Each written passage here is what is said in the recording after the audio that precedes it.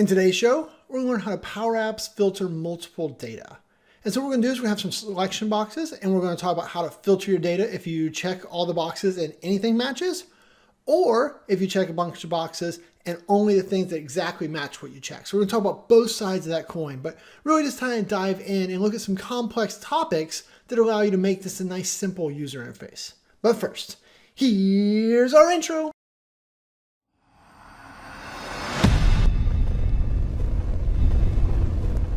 Hi, my name is Shane Young with Power Apps 911, those guys.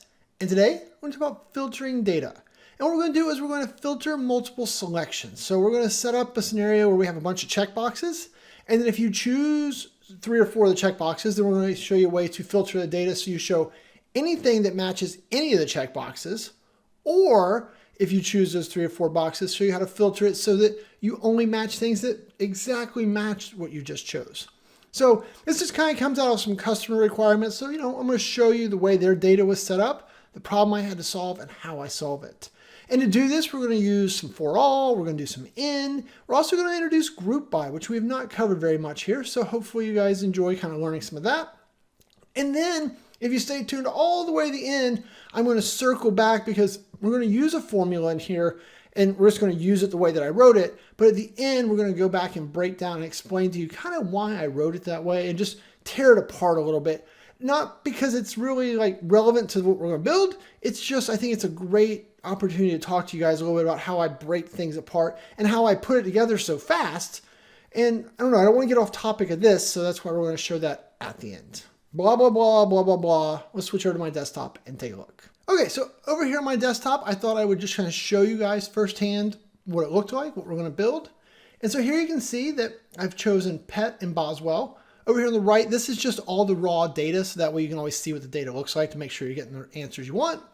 And so then right here, you can say I said filter on any match. So this would give me anyone who is a pet. So Chewy's a pet, Adeline's a pet, Ferguson's a pet, Marvin's a pet, and Allison is not a pet, but Allison is a Boswell. So this is getting me anything that matches either Pet or Boswell, right? So an or scenario. On the other hand, if I use this button in this gallery, these are only exact matches. So Pet and Boswell, well, that is only Adeline, which is the dog, and then Marvin, which is the chicken, right? This is Marvin right here. Marvin's actually a girl chicken, but apparently it's Allison's prettiest chicken. I don't know. Allison threw me a picture. I thought we'd include it. So I don't know why there's chickens, but we're going to enjoy that. So anyway, that's it. We're going to build this, and this is an interesting one because, you've probably got some ideas of how you'll do it. I know a couple different people on my team had ideas, and they kind of got down the road, and X or Y didn't work. And so I thought, after I wrote it for them, we put it in the client solution.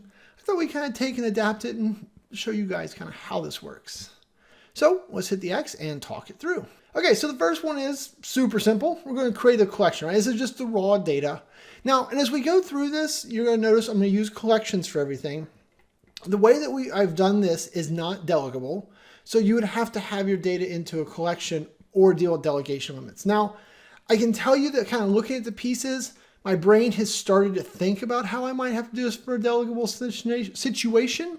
But my case for the customer that I've worked on and all the scenarios where I've applied this, I've done it for 3 or 4 different people now. I've never had to do it from a delegable fashion. So you might have to kind of put your own twist on it if that's what you want to do. But also remember that while we're using a hard-coded collection here, I could definitely just go collect data from SharePoint or CDS or SQL and pull that in. I could even pre-filter the data to get the data set down small enough. But we're going to want to work on a collection. So that's why this is what the data is. You'll also notice here the way that the data was set up. So the item name was, in this case, Chewy. And then item type is a comma separated list of values. And this is a data structure that they had where the scenario I had to solve it. All the clients who've had have actually had this data structure. So that's why the data is structured this way. You could definitely adapt it if you did not have your data structure this way. You just have to think through the logic a little bit and figure out how it works. But this is how my data is set up. So you can see I've got one for Chewy, Adeline, myself, Allison, Ferguson, Marvin. And so when I press that button, that creates this collection. And I'm just showing it over here for no reason other than for you guys to be able to visualize what it is. So there's this gallery over here on the right is not used in any way. It's just here to visualize the data set. So then here's the trickier one. That's not fair. This is a complicated formula. This is the one I told you we'll talk about at the end of the show if you want to understand more about how this one works. But really the output of this is that I needed a data set that had 2 columns, right? And if we look at col options, it's probably easier to visualize. So there is option name, so dog, cat, chicken, person, right? The different values that are potentially out there. So that's one piece of the data set. And then the other piece of the data set is I created a column called is chosen. And I set it right here. I set it to true by default. So the reason you're seeing these as false is because they're selected. So if we just press the button again, it'll recreate them with them all true. There we go. Less confusing. So this is what the data set looks like. And so you can see is chosen true, true, true, true, true, true, true. Because if we look over here in this gallery, because this gallery is important. This is actually in the customer's app. So this is the choices. This gallery, you can see that the items is that collection. And the option is option name. Let's make this thing a little bit bigger. And then the checkbox, if we can get it to click, might be easier. Just go down here and click on. Oh, it is a checkbox. Duh. So the text for the checkbox is option name. And then if you click on default, way up here at the top, so this item is chosen. So that's how I'm making all the checkboxes shown by check by default. And we showed this in one of our first ForAll videos months ago, so hopefully not too new to you. So the other part of this though, is so then we have to take advantage with a checkbox. You have on check and on uncheck. So you don't have on change with a checkbox, you have on check and on uncheck. And so if they check it, we're going to patch it and we're going to set the item to chosen as true.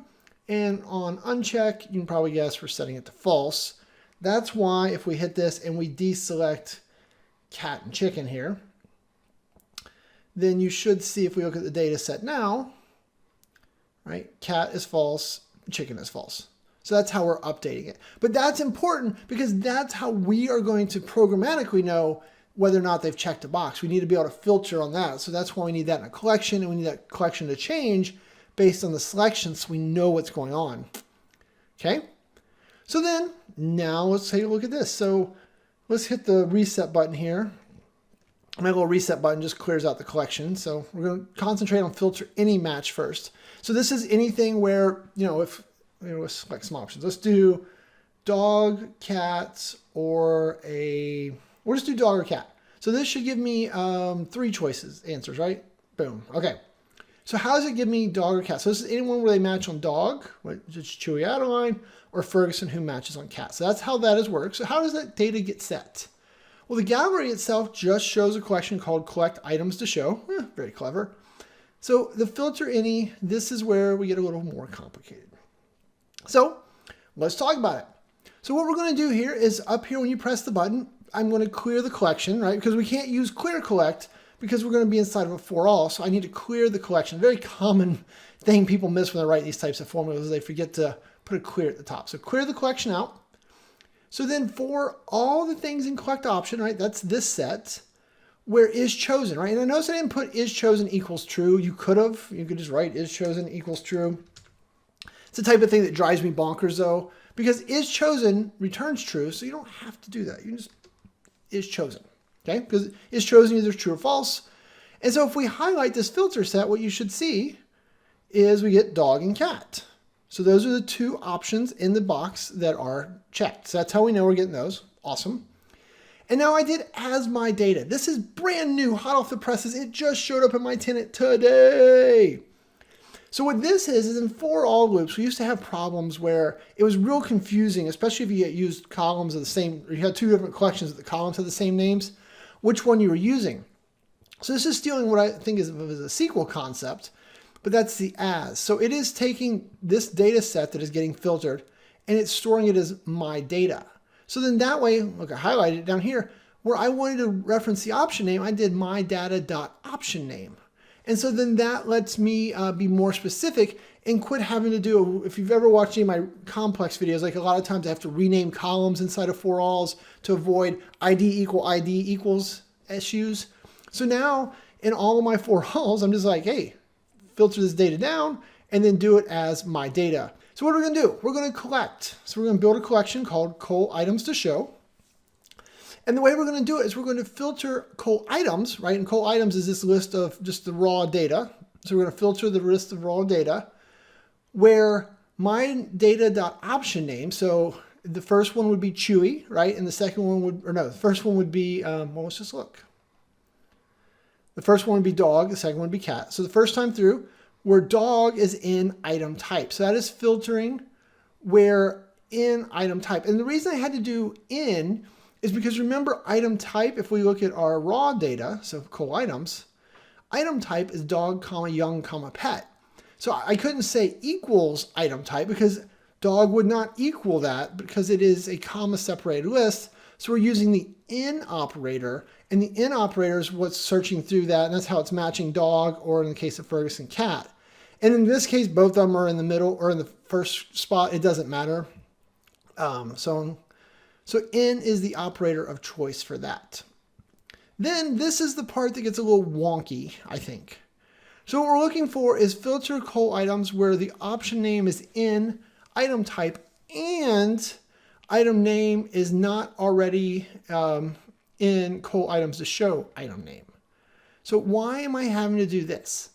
The reason for this is because I don't want to have duplicates. If you take out this section of code, which is where a lot of people started, and so if we go over here and we say, let's choose dog, cat, and young, what's going to happen? Chewy is actually going to show up twice, and Ferguson's going to show up twice because they're both hitting for the cat and the young. But when we add our code in here, when we add our code right here, and we include this, and now we hit play. So we'll just clear out the data. We'll say filtering match. Now we don't get the duplicate records. So that was how I got rid of duplicates, because what we're saying is, hey, find it where, dog is in the item type and the item name, so in this case, Chewy, is not already in the collection to show's item name, which is Chewy. So Chewy's record hasn't been chosen yet. And this is the part, unfortunately though, right here, this is what breaks delegation. So the left side is delegable in like CDS and SQL, but it is not, the right side, or what I have highlighted blue, is not delegable when it comes to any of them, because this not operator against text data, it just doesn't understand. Okay, so then that looks like lots of fun. And I suppose that's how we filter it. So, I've played with it. I've tried to break it. My customers are using it, so I don't think it breaks. But filtering match, so now we got all the dogs and chickens. We get rid of the youngs, we get rid of the dogs. We just get Marvin, right? And if we do Boswell, we still just get Marvin. Oh, but we add Adeline and Allison. Well, what if I only want chicken and Boswell? Well, that's this button, filter only exact match. Boom. So both are being fed by the same data set. And in neither customer scenarios I can think of, we didn't do both of these on the same screen, right? It's just, you're kind of the type of person, either you want all or you want exact. So that's why but we put them on the same screen here just to make this a little easier for you guys to see and understand. And because basically when I was doing my victory lap around solving this, Daniel, you know him, that grumpy picture from the employees list, he immediately said, what if I want exact? I'm like, Daniel, you're not a nice person. That's not true. I love Daniel. But he made me figure this one out too. So let's show you guys how this other one works. This one is much harder.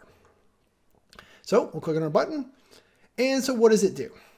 So this one, we've got to kind of do two things with our data. So we're going to clear out our collect items to show. Well, that makes sense.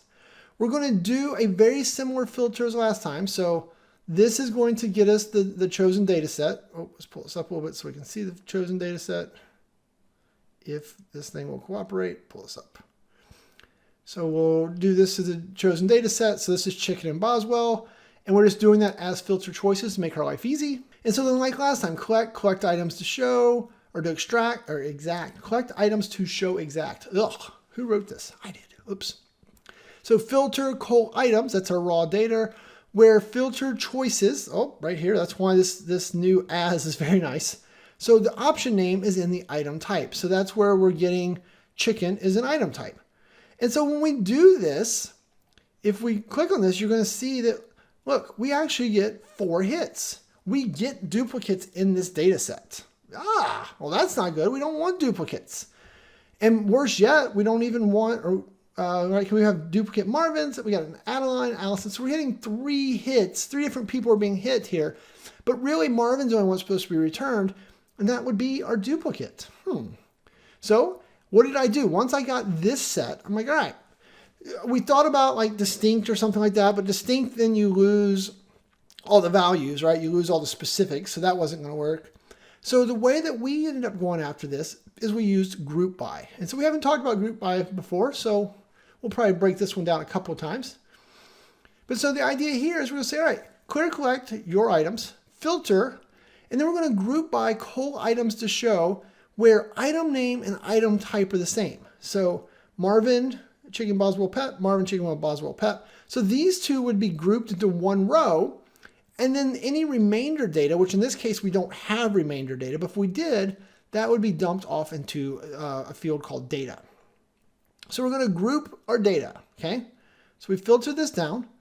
I should say, we filtered, this is the table of data we want to group, and that's what it now looks like. You can see we just have 3 rows in that table. And then what we're going to do is we're going to count the number of rows in data, right? That's that extra one that pulls out. And so in the case of, if we're looking at this again, so Marvin, his data has a table with 2 rows because there was 2 matches for Marvin. Adeline's has 1 and Allison's has 1. And I'll show you that in just a second because probably the easiest way to look at group by, we'll look at it in a second, I promise. We'll come back to it and I'll show you an easier way to see this.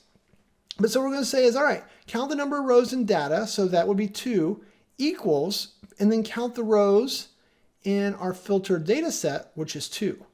So we're only going to return from coal items to show exact. We're only going to show the records where there's the same number of rows, in this case 2, as the number of check boxes. So if you check 2 boxes, I need you to have 2 rows. That would have meant you matched on both criteria. Or if there's 5 check boxes, you would have meant you did on all 5, right? That's how we're going to know that happens. And by doing that, then that gets us down to coal your items just has Marvin. Woo! Okay, I realize that was like, what? Fair enough. So let's switch over to a different screen and let's talk about GroupBy for a second, because GroupBy was really the key to solving this exact scenario. So what I'm going to do is I got this little create me a collection here. And so we're just going to do this. And so all it's doing is first name is Chewy, last name is Young, and character type is pet. So it's just got 3 columns and it's just got a whole bunch of data, right? And you can see the data here. So let's do that. And now let's talk about how you would group by on that. So let's just press the button. So here you can see that I said coal characters grouped, group by the collection. So I want to group this data where last name and, right, read this comma as an and character type. So that is why we have 1 young pet. Boswell pet is 2. And I guess we should probably just show them the raw data. Let's go over here and just add that. And I write this formula so many times. There we go. Like that. And then we'll kind of pull this, be a little bit bigger. Still not big enough. Why don't I have character types for all these people? Oh, I know why. Okay, I gotta make this bigger too. There we go. Okay, so kind of ugly, but now you can see the character set. So young pet, there's 1 of those. Boswell pet, there's 2, right? And that is Adeline and Marvin. Cool. Everyone else has just got 1 criteria where the grouping did that. If we change the grouping, and if we just pull this down, let's pull this out, and we're just going to group by last name. We can see that we have 2 Youngs, we have 3 Boswells, and 1 Taylor. And so what I want to show you though is if right now when you're trying to play with group by, if we look at coal characters group, if you go over here to view and collections and coal characters grouped, wherever it is, characters grouped, this is always an easier way to look at your group by data because now you're going to be able to see, look, so last name is Young, and if we expand data, you can see that, oh, Pet and Chewy are in there. And if we go back, Boswell, we should see all 3. So the way to think about this is when you do a group by, so you're grouping where one of the columns is the same, or 1 or more. In this case, we did 1. So all the Youngs are grouped together. And so this data column is just where I shove the extra rows. So this is where, there's 2 matches here, 3 matches here, 1 match here, because that was the data set. And keep in mind also this data, I just made this up. I could call this cows. And so now if we hit group by, whoop, and we go view our cold characters grouped, see, cows is now where you're seeing it. The last column you put here, this is just where it's going to put the extra data. But so I took advantage of this, right? So this is how GroupBy works. I don't want to like get lost here, but this is in most simple terms how GroupBy works. So last name, and then let's just undo all this so I can fix my demo. There you go. But so if we go back over here, now that we've kind of talked about it, let's talk about this again. So what I was doing in this case was I say, hey, take the data col items to show exact. And so that is the data. Oh, this silly thing does not like us. So let's take this again. So that is the data that it got. And so it's grouping where item name is matched. So that would be Marvin, Marvin, and item type. So these two rows match. And then it's taking the excess data. In this case, there is no excess data, but it's still just creating a placeholder with two basically blank rows at that point. And so that's where it's doing. But so now data has two rows, right? And data is a table of data. Adeline, because she was only in here once, there's only one row in data. Allison, because she's only in here once, there's only one row of data. So then that's why we're able to count the rows in data, and that's why we're doing it inside of, a ForAll, so we can loop through and do, or not a loop. So that's why we're doing this inside of a filter, so we can, check, does 2, right? That's the number, or the case for the first one. So does the number of rows of data, 2, equal the counted rows over here, which was 2. And so in the case of Marvin, it matches. Adeline and Allison do not. And that is why only Marvin is returned here. Does your head hurt yet? Because mine does. So hopefully that makes some sense. Here, let's just do one more just to kind of make sure we make sense. We'll clear that out. So here we did chicken. Instead of chicken, let's do pet in Boswell. And so we do this, then we get Adeline and Marvin again. And I just want to kind of remind, so, really this all still looks very similar to what it did before. Because if we filter this is still just 2, but then the count rows here. So if we look at our data set, we got to do the thing where we trick Power Apps into letting us look at our data set. There we go.